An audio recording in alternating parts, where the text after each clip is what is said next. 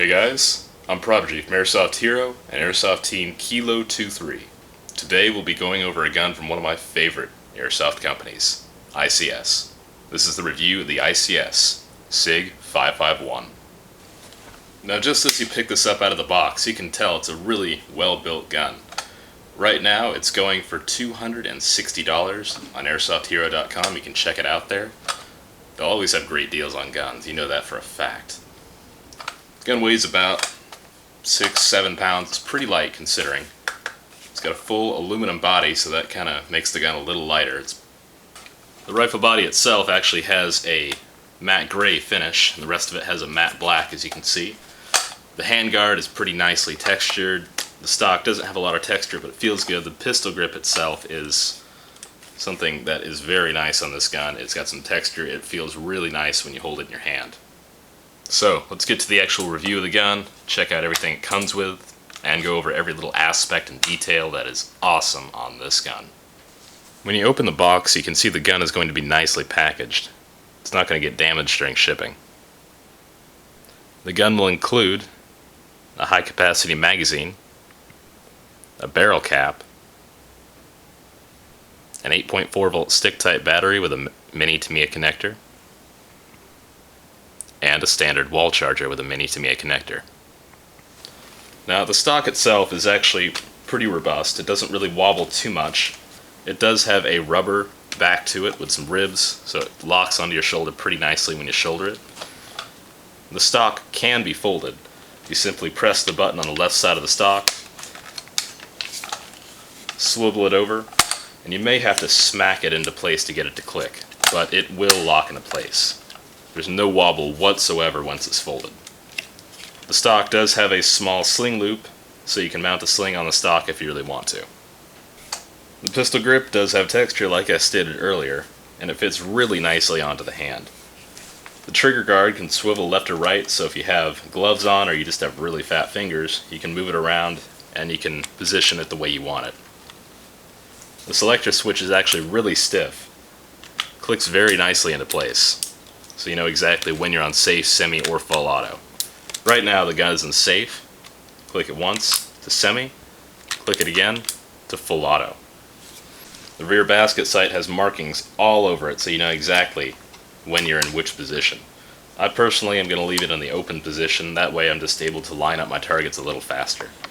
It does have a sling loop on the left side of it, so that can double as a rear sling loop instead of the one on the stock. The hop-up can be adjusted by retracting the entire charging lever, which in fact does lock into place. You can see your little hop-up knob in there. You can adjust it up and down to adjust your hop-up. Now one of my favorite features about this gun is the fact that it actually does have a working bolt and locking charging handle. So you can pull the bolt back all the way past the little rubber notches and lock it all the way back into place. On the opposite side is a little lever that you can push down and release the bolt. Now if you've never used a high capacity magazine, they're pretty easy to handle. Simply open the trap door in the back of the magazine, dump your BBs in until the magazine is full, wind the dial on the bottom of the magazine. To insert the magazine into your gun, it's really similar to an AK-47. Simply put the front of the magazine in first, roll the back in, and you're good to go. To release the magazine, simply press the magazine release tab and roll the magazine forward. Now this specific magazine does have little interlocking tabs on the sides, so you can lock magazines together for faster magazine changing.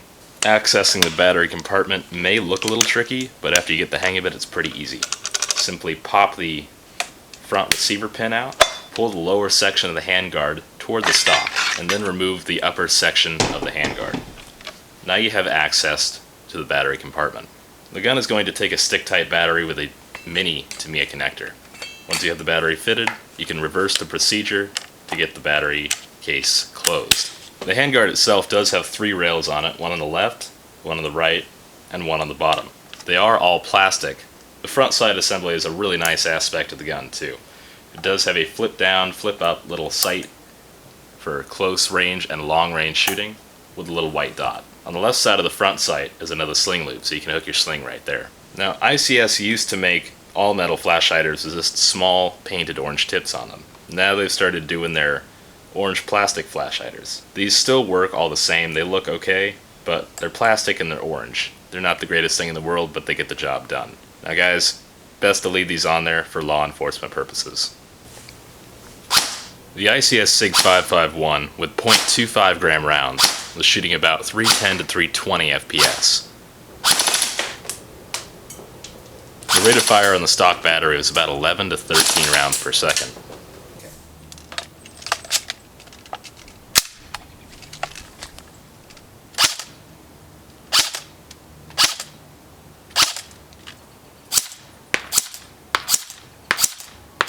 At 100 feet, this gun's accuracy is still pretty good, but you might miss a couple times.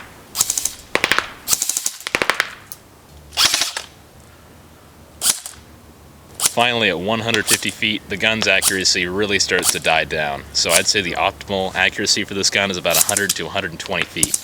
Remember, this is with .25 gram rounds. Overall, out of the box, it's a pretty nice gun. Just overall, decent rate of fire, good FPS, decent accuracy. Couldn't really ask for a lot more from an airsoft gun like this. That's why ICS is one of my favorite companies. Now, the ICS Sig 551 is just one of those guns that comes with everything you need to get started. High capacity magazine, a battery, and a wall charger. Thanks for watching, guys. I'm Prodigy from Airsoft Hero and Airsoft Team Kilo23, signing off.